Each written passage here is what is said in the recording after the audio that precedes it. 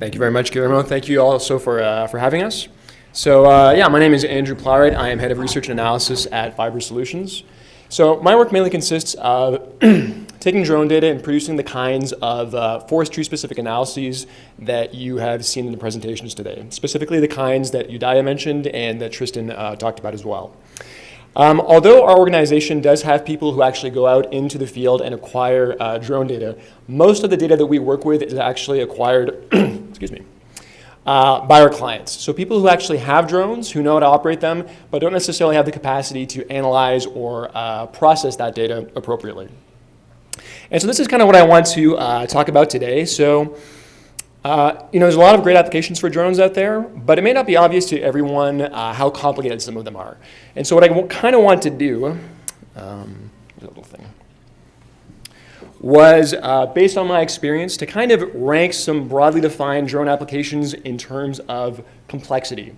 And hopefully by doing so, kind of give you an idea of, depending on I guess what you want to do, what degree of investment it might require on your part. You may be asking yourself, for instance, well, can I do these kinds of things myself? Can I get some, a GIS person in my organization to do these?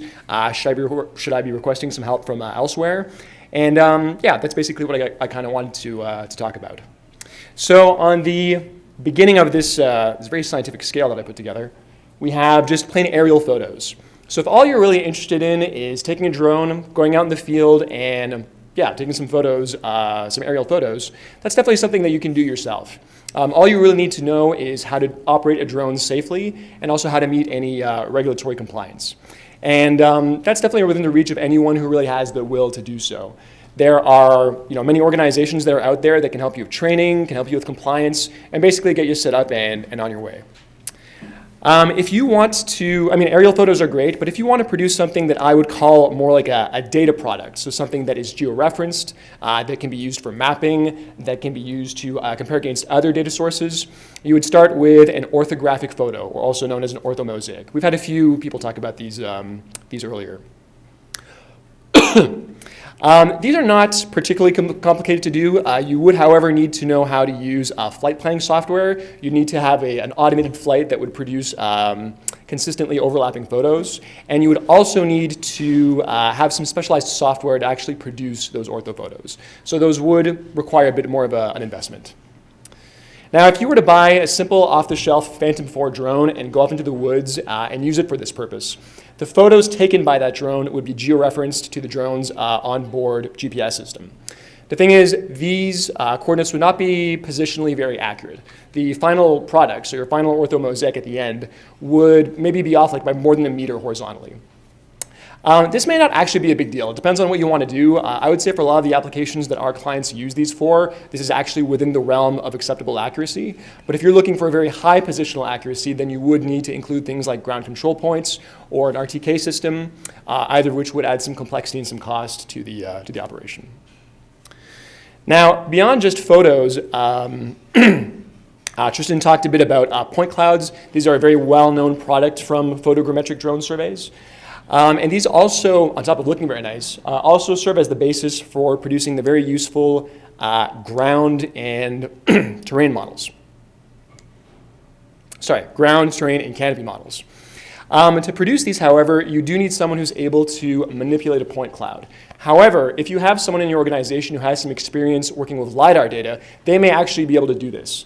I can't speak for all Canadian schools, but at least at the University of British Columbia, recent graduates who followed an advanced remote sensing course can actually do this type of operation. And finally, at the very end of the scale, I know the visibility is not great here, but at the more complex side of things, we have more advanced types of analyses. These include, again, things mentioned by Udaya, such as automated tree detection, tree classification, so differentiating between different species and categories, forest metrics such as basal area or stem density, waste and residual surveys, regeneration surveys, stocking surveys, and all that type of thing. These are all very, very valid uses of drones, but they do require some level of expertise. There's no easy out-of-the-box solutions for doing these. So I don't want to necessarily say that you need to get a contractor to do this type of stuff, but it is a bit more complicated. If you do, however, want to build expertise within your organization to do this type of stuff, There are a lot of great resources out there. I realize the legibility is not great here, but essentially, if you're working in this field, you're very lucky because we have access to, first of all, a very dynamic research community in Canada, a remote sensing research community that's really advancing a lot of these applications and also training people. And we also have access to a lot of great open source software. I've named a few of some interesting things that you can look into on this presentation, so this will be available for you after. And yeah, just last word is since these are open source software packages, they're not necessarily user-friendly, but they are there. And that's all I had. Okay, thank you. Thank you.